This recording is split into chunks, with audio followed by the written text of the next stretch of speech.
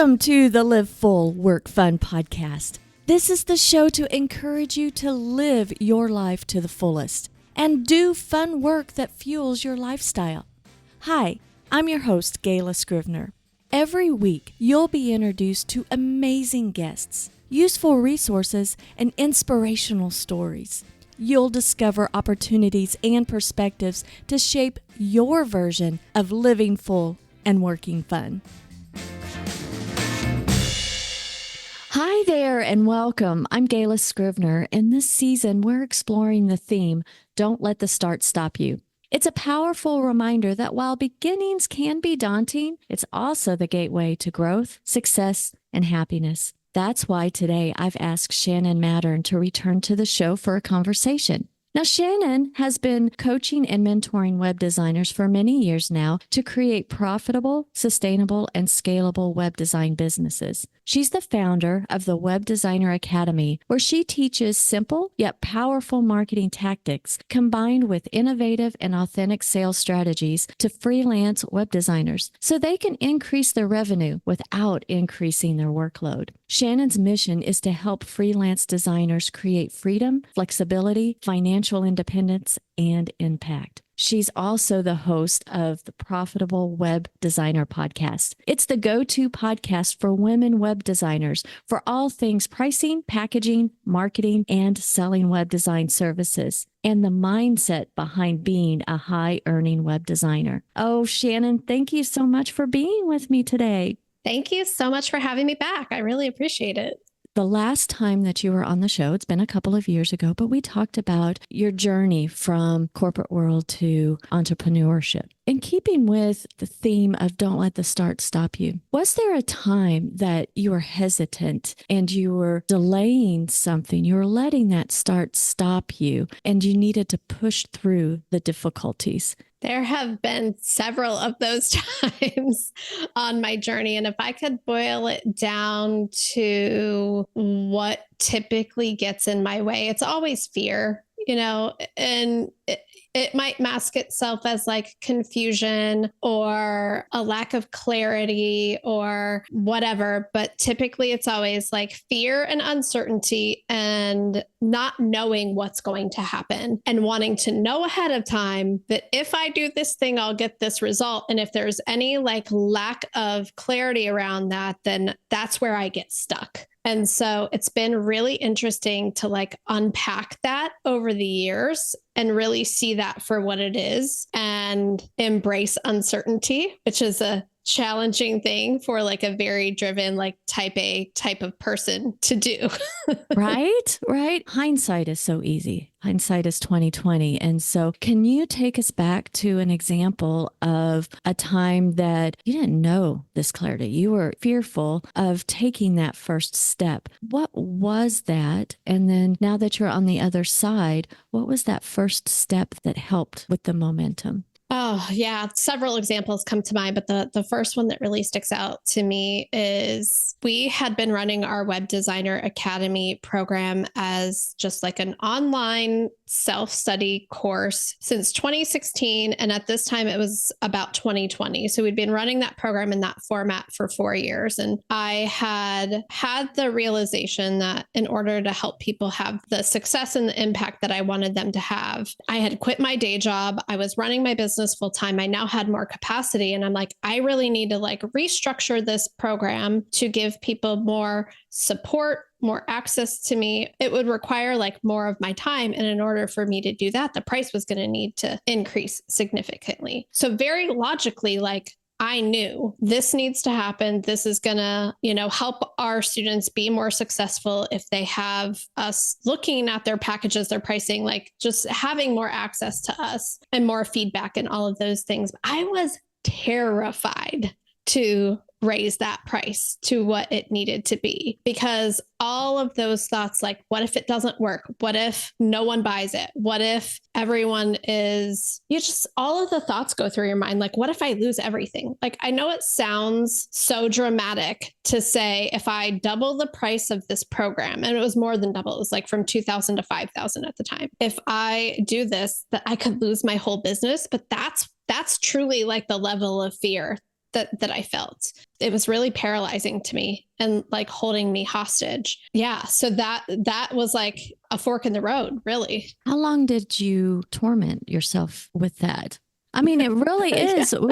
We torment ourselves on such things. How long were you at this crossroads? Oh, yeah. So I am really good at covering up my self torment with work. I don't torment myself that much anymore, but back then, back then, so I would say several months, like from the moment that I had the realization that this needed to change in order for me to get to where I needed to be and help other people get to where they needed to be, till I want to say the week before I like rolled out the new program. I'm building it. I'm doing all the things. I'm going through all the motions. It didn't stop me from the doing, but in my mind, I'm like, I just got to power through with the work because I don't want to think about like how wrong this could go. And then it wasn't until a week before that I met with a friend who is also a business coach, and she's a transformational mindset coach. And we had a conversation about it. And I don't know, I can't even remember. I'm sure it'll come back to me exactly what was said, but I just had to bawl my eyes out and cry my face off and let that tension out. And then like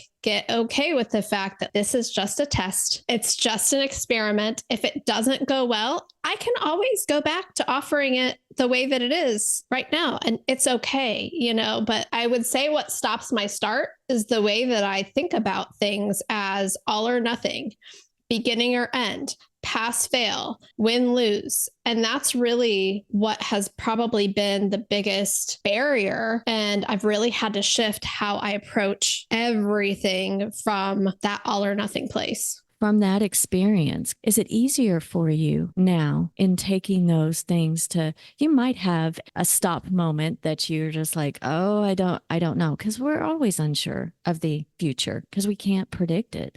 Do you find that it's easier to take risks? Like that was big and risky what you did.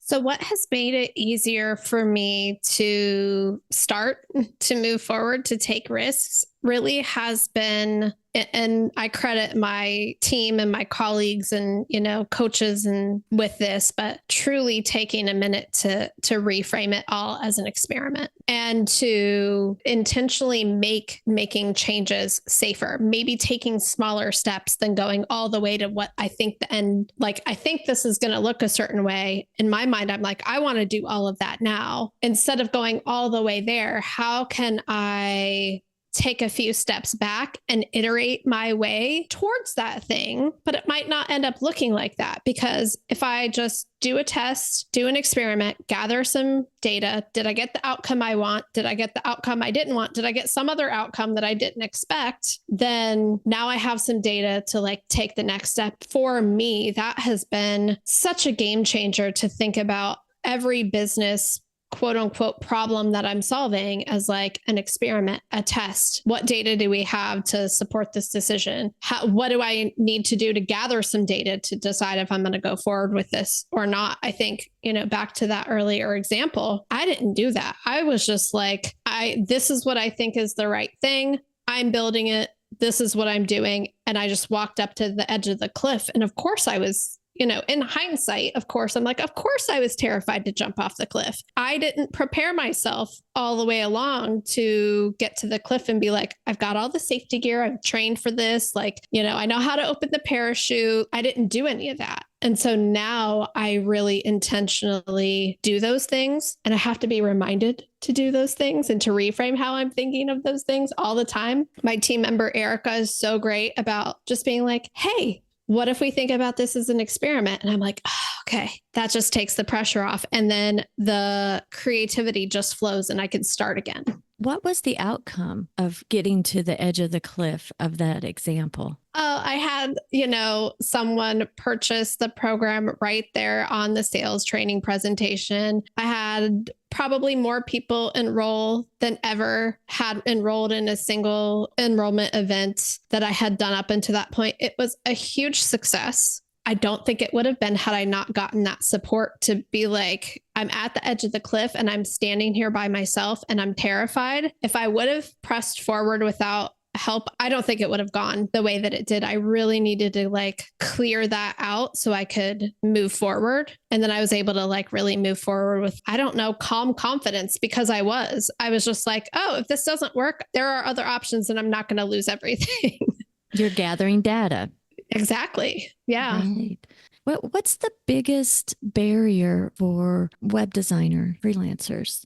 There are two areas that they really let the start stop them. And one is pricing, and the other is setting boundaries with clients. And they both come down to the same core underlying thing, which is it's basically if I set this boundary or if I charge this much, then I will lose this.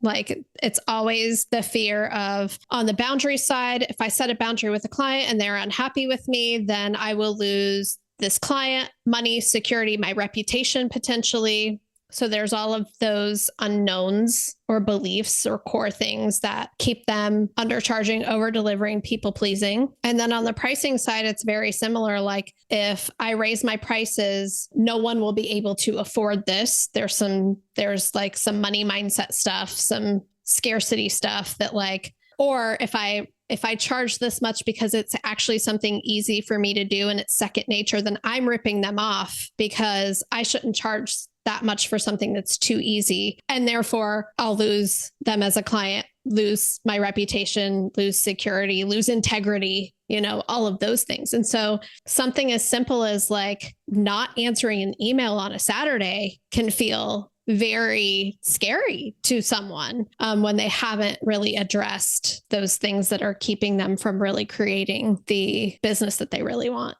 So what advice do you have for like creating boundaries? Don't have freedom if you're on the phone 24/7. Yeah. Or when you're not on the phone, you're worried about, should you have been on the phone? Yeah. Like you said earlier, like how long did you torment yourself? Like how long are you tormenting yourself when you're not doing that? So, the easy answer is, oh, you set boundaries from the very beginning. But so many people are in a situation where they didn't. And now they have someone that they need to set boundaries with. And we always talk about giving choices, right? So if you have a client that is asking you for something that's out of scope or contacting you through, texting you when that's not your process or telling you that they have an emergency in your non-working hours and things like that. It's like, I always like to give people a choice. So I would tell any service provider, really web designer or not, what are choices that you can give this client that you are willing to, that you like come up with a couple of options that you like and let them choose one. So one of them could be, yep, I can take care of that for you. That's going to be a $500 like rush emergency fee for me to take care of that over the weekend. And I'm like, come up with a number that, yeah, you're actually willing to like stop what you're doing. If there is one, for some things, there's not. Is there a number that you're actually willing to stop doing what you're doing to like go fix that thing for the client? Or I can take care of that when I'm back online on Monday at this time. Give them a choice, because saying no is hard for people. It's like, but if you can say yes and give options that you're okay with, it just takes, again, that place where we stop ourselves. It just takes that pressure off. So get creative, come up with choices that you can live with, then you can get back to them. Or you don't have to respond. You may, if it's outside of business hours, and then you respond during business hours and you say, hey, I saw that you emailed me outside of business hours.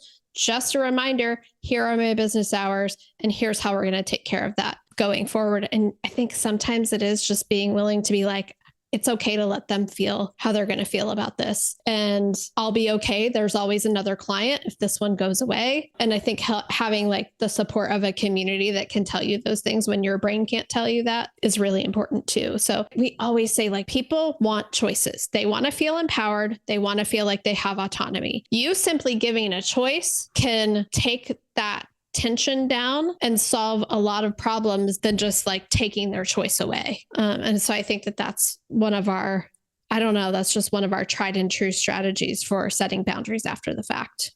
It's typically just one client that spoils the whole batch, right? Yep. It should be okay to say no or to give those choices, but having that plan out because you know it's going to happen. The first time is the hardest. It gives you the strength and the community. I love how you said that, to have a community you've got this, you can do this. Yeah. And like you said, like it's usually one bad apple that spoils the bunch. You're allowed to get rid of that bad apple. You're allowed to say something like, you need someone who can be available to you 24/7. That is not me. Effective such and such will be ending this agreement. And I wish you all of the best in finding the person who can serve you at that level. It's always okay for you to say, like, I notice you need this. I do not offer that. And it can be a choice too. If you like to stay, this is what this looks like. But if not, it's okay for you to go. I'll even help you with the transition to your new service provider if you want to. So I always like to say, don't let that bad client make you put up a bunch of walls for your other clients. You can just get rid of the bad one. Just because you've had this client for a long time where they keep coming back to you, it's okay to say things have shifted.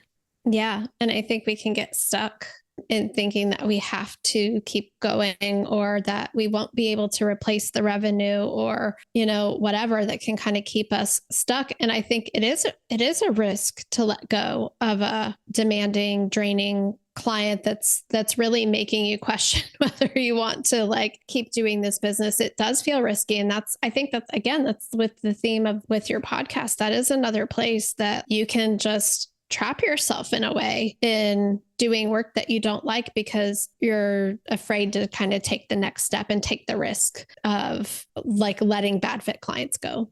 How do you maintain a work life? I hate to say balance because sometimes it's like a little roller coaster, but prioritizing your work and your life when you're running your business.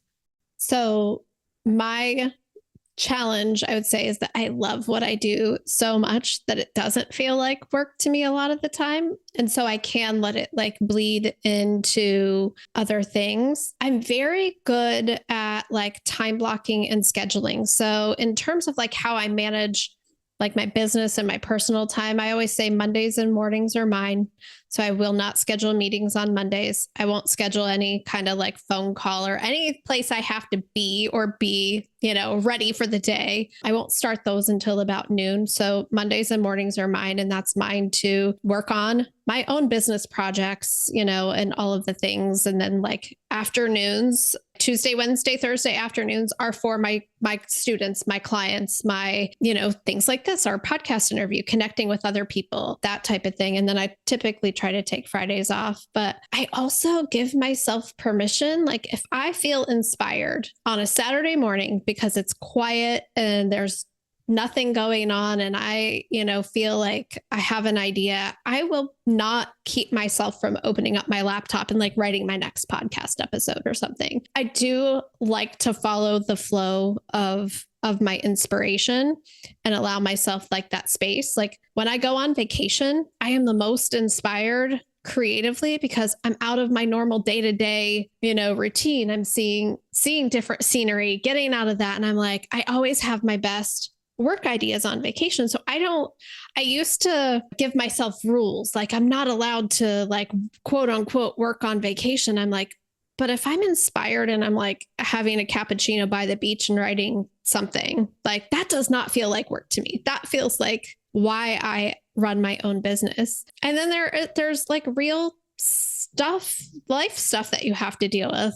Right now, over the past 2 months, I have my grandmother, who is 88 years old, broke her hip and she's, needing a lot of care from the family. And I can just say, hey, I'm rearranging my schedule. I'm going up to help her with whatever she needs. And I think for me, the way that I think about it is that I get to it's my business. I get to build it however I build it. And if I'm intentional ahead of time about how I structure my time when I'm working and when I'm doing certain things, but I'm not super rigid outside of that, and I can just kind of allow it all to flow together, it really does very beautifully. It was not like that in the beginning, but truly in the past 5 years, it has been it's been the dream that I dreamed of 5 years before that when I was at my day job. So there's a lot of intention around it that feels like second nature now, that like actually took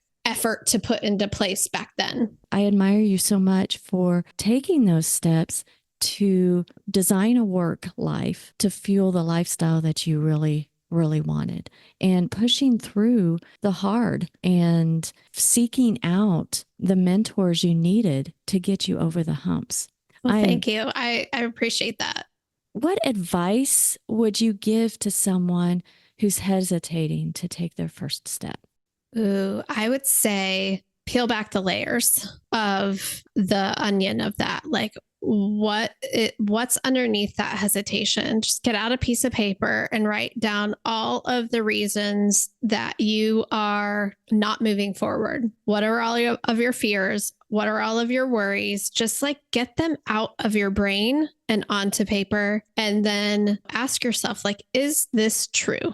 Or what is actually true here? What truly is the worst case scenario? Can I live with the worst case scenario? You know, one of the things that I always, the stories that I always tell is we were right at the start of the pandemic. We were starting to build our house. Like we had already signed a contract for the land. We had already like found the builder. Everything was go. And then we had our meeting with our finance people the day that everything like shut down. Of course, my brain goes to, I'm going to lose everything. That's always its go-to thing. And then I was talking to one of my best friends. She was like, what is the worst that happens? You lose everything. You come move in with me. And I'm like, huh.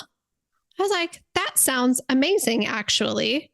So I go for this. I go for this in my business. I go for this in my personal life. We like keep living life, moving through, taking risks, doing things. And if it all falls apart, she's got a space for me in her house. That's not a bad worst case scenario to me. That actually sounds quite delightful, and it would be so fun. so it's like, what's the worst case scenario? Is that really true? And then truly think about like, what all would have to happen? What is the series of unfortunate events that must unfold all the way to the very end of that worst case scenario? The likelihood of all of those events lining up to create I lost everything is so minuscule that like, do I want to keep thinking that and letting that stop me? Because I'm going to throw that piece of paper away and tell myself like, what else could be true? What else could happen? What if it went right? What if it actually got me what I wanted? And then am I willing to go after worst case scenario for that every single time? I love that. Thank you, Shannon, for that great piece of advice. And how can folks stay in contact with you? Yeah, you can go to my website, webdesigneracademy.com. If you're a web designer, you can get on my email list. If you're not, you just want to reach out, you can email me, Shannon@webdesigneracademy.com. And our podcast is at webdesigneracademy.com/podcast. I mean, if you're any kind of service provider, even if you're not a web designer, all of the things we talk about, marketing, mindset, packaging, pricing, all of the things of running a business and the mindset behind it, it applies regardless of if you're a web designer or any other kind of service provider. So check that out too. Excellent. Thank you so much, Shannon, for being with me today. It's been wonderful. Thank you so much for having me. Well, thanks for listening. I hope today's conversation with Shannon has sparked some inspiration and has shown you that even the most successful entrepreneurs started exactly where you are, at the beginning. If you'd like to learn more about Shannon's work or connect with her, you'll find all the relevant links down in the show notes, including her Web Designer Academy and the Profitable Web Designer podcast. Remember, every successful journey begins with that first step. Don't let the start stop you from pursuing your dreams and creating the business and life you desire. Well, until next time, live full, work fun.